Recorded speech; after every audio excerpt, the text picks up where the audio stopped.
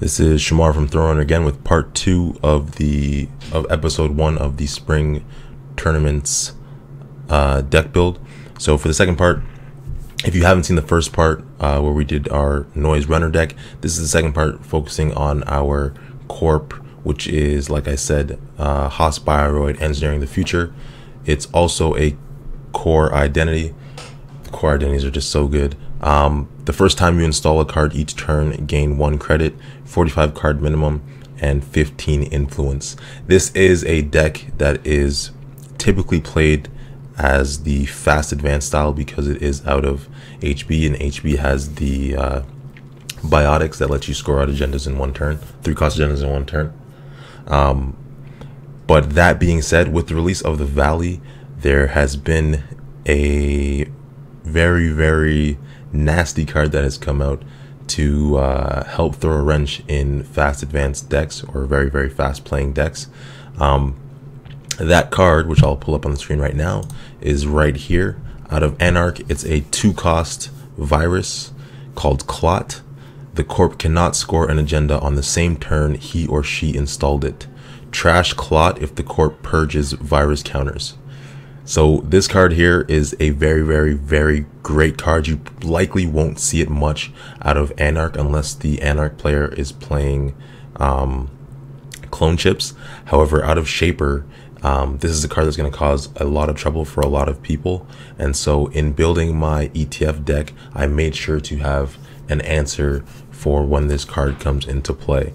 What I mean by the way that Shaper players will be able to manipulate this card more so than an Anarch player is that when you go to install a virus, so when you biotic, put a agenda down, advance, you have to remember that at any time the Shaper player can take an action and do things to get this card into play. So for example, they could self-modifying code to bring it out, or if it's in their heap, they could blow their clone chip and bring it out right away.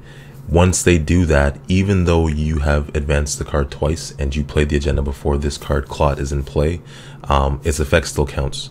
So when they clone chip after you have spent all of your money playing the card, playing biotic, playing the card, advancing it twice, once they do that, you cannot score it on your turn, and it gives them their turn back in order to figure out a way to try to steal that. So in knowing that Shaper is a very popular faction to play, especially in my meta, and knowing that they have those ways of getting things out, and knowing that I'm trying to play a fast advanced deck, I kind of made sure that I had answers for this, as we will see in the new deck build. So let's flip over to the ETF deck build again. So when we do this, I'd like to start off by by going with my ice, and again, apologies for any noise in the background. So the first ice in the deck, and I'll just do it in alphabetical order based on the type of ice first, is Eli.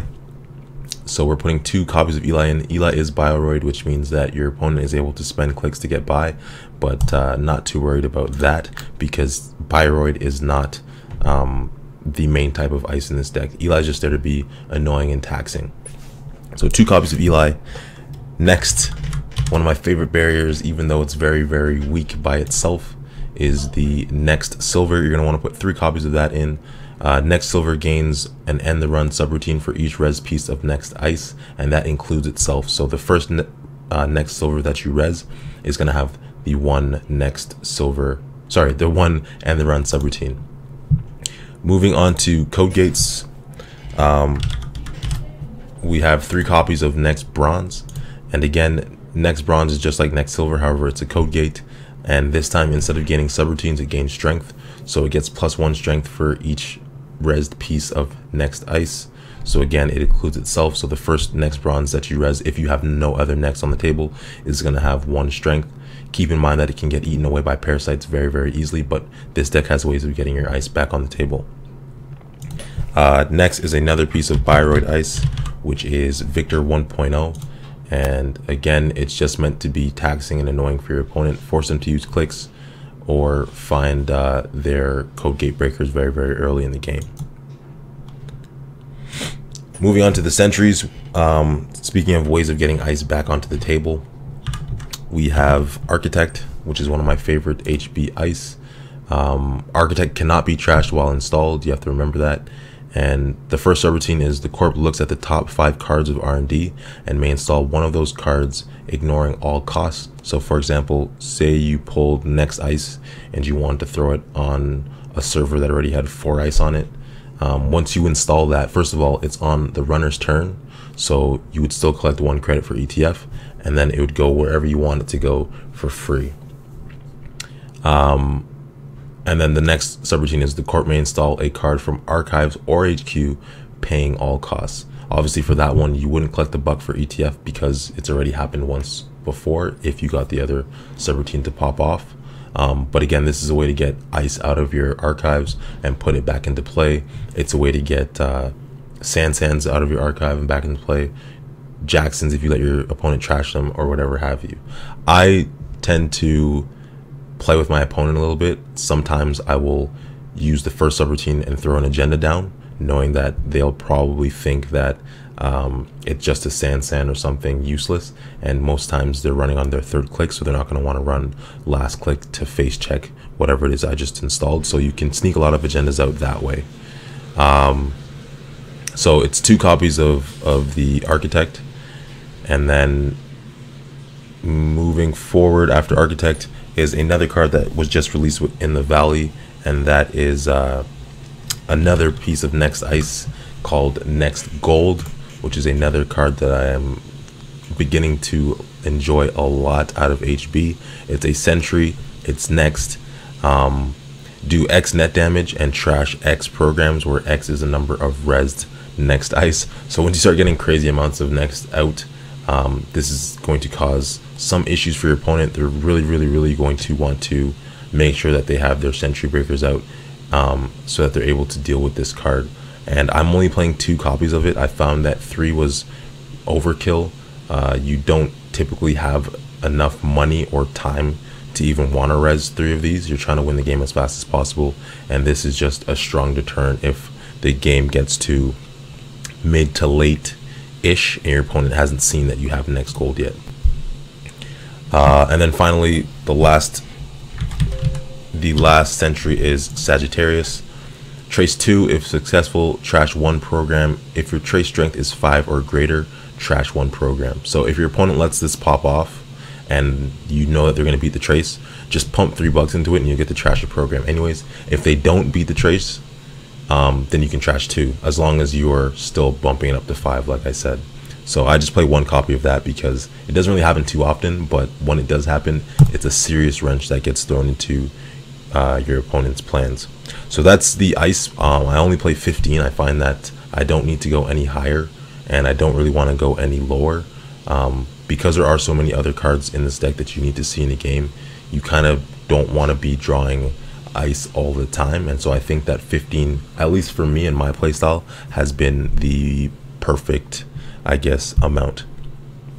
So now going on to the assets and upgrades, and this is where I had a lot of fun in building this deck. Obviously you're going to need money, so you want to go with the Adonis campaigns. 3 of those. For new players, Adonis just gives you $3 every turn at the beginning of every turn, so you want to res it at the end of the runner's turn so that you can start collecting money off of it right away and kind of keep the pressure on them, make them feel like they need to waste a run to go in and trash your Adonis. The next card, which is our first influence card, and just a heads up, all of our influence in this deck is being used by NBN cards, is Daily Business Show. Some people might disagree with this choice, but I find that it has been awesome so far. The first time you draw a card each turn, draw 1 additional card, add 1 of the drawn cards to the bottom of R&D. So this is like the corp version of the criminal card Mr. Lee. At the beginning of all of your turns, you're able to draw 2 cards, find the one that's most important or the one that fits in most with your strategy at that current time, and then you get to put that into play. I think that is an excellent ability, especially in a deck like this where you're trying to move very quickly and start scoring agendas before your opponent's able to get themselves set up. The next NBN asset, which you could probably guess, is Jackson Howard. He's pretty much an auto-include in every corp deck ever since he came out. shuffle up to 3 cards from archives to R&D, and you can use them to draw 2 cards as well. So you can see 2 cards from the daily business show, take 1, Jackson, see another 2.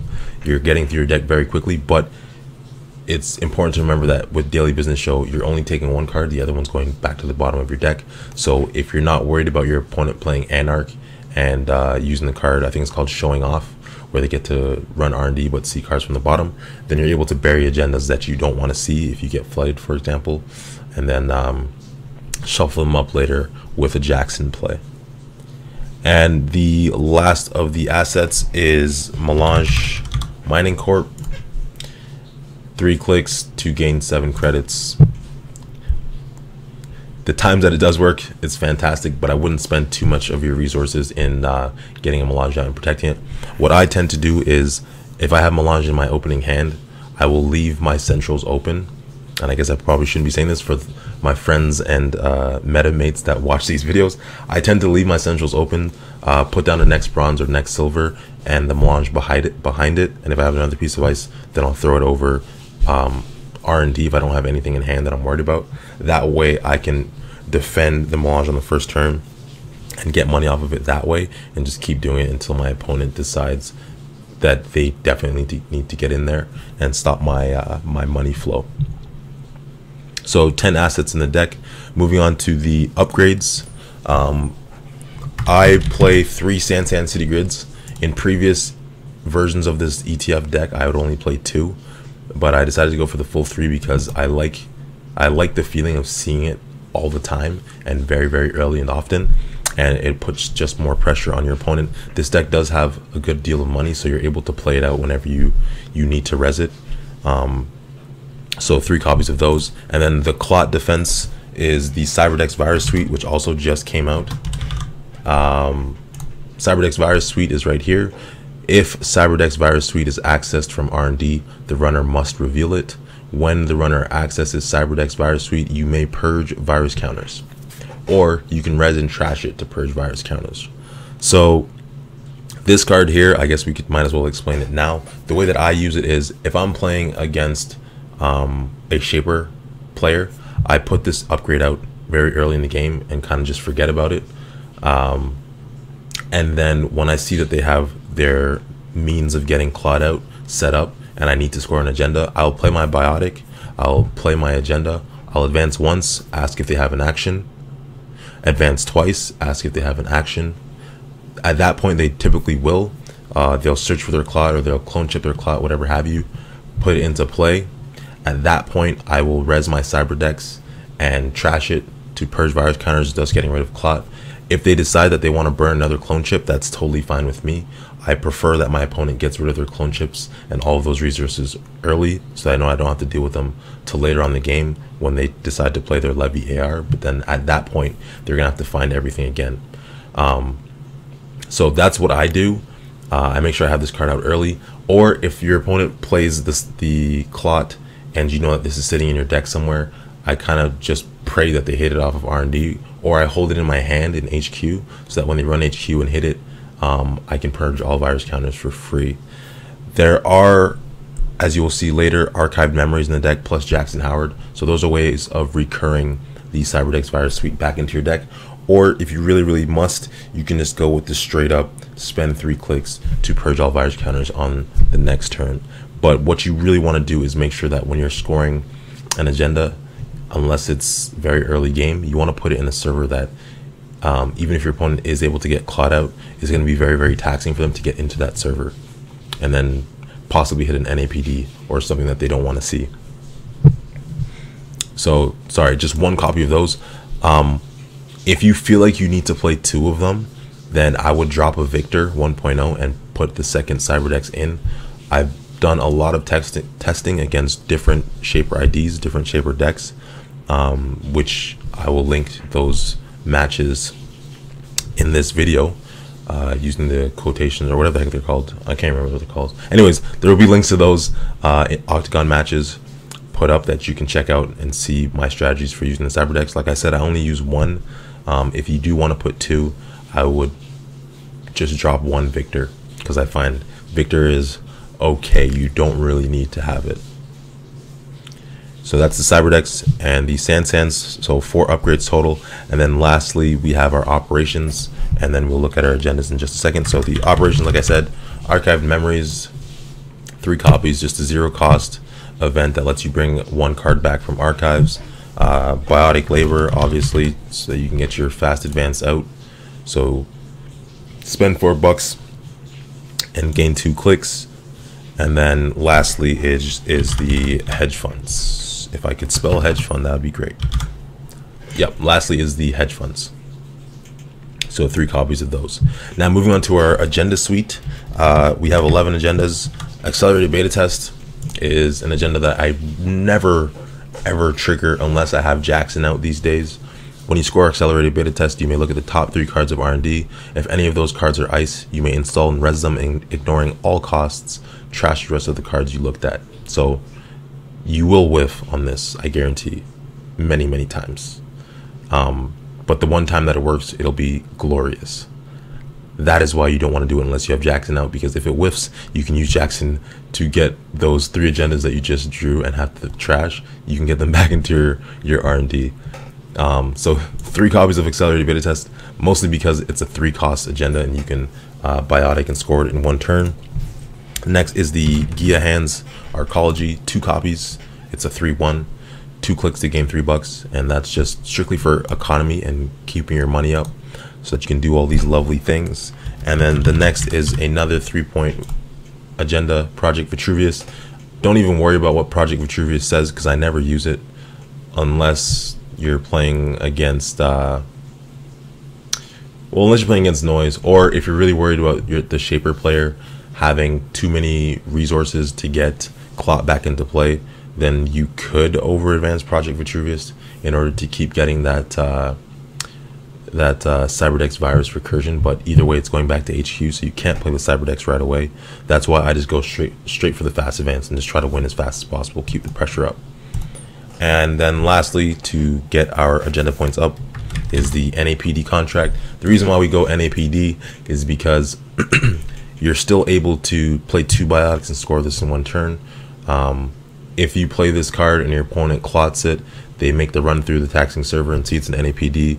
Yes, it sucks for you because you're giving up agenda points, but at the same time, they just spent a ton of money, a ton of resources, ton of clicks to get into that server, and then they're gonna have to pay the additional $4 just to take the NAPD. It's gonna be a huge hit on them, and it's gonna give you that little tiny window to get your fast advance going again, beef up the server a little bit more, and then keep the ball rolling on your side while they try to recover from that beefed up run. So 3 copies of that one. Now, what I look for, sorry, that's 49 cards. So what I look for in terms of an opening hand, I look for economy, some sort of econ card. I look for 1 or 2 next ice, so that I know that I'm going to get that started early. And I look for the daily business show. It's pretty interesting that not many people care to run and trash the daily business show, because it costs $4. So early game, your opponent's not going to want to spend 4 credits to get rid of this daily business show. They really won't. So it's only going to benefit you to have that early game and see 2 cards and start thinking about your strategy and what it is that you want to do to meet your win condition.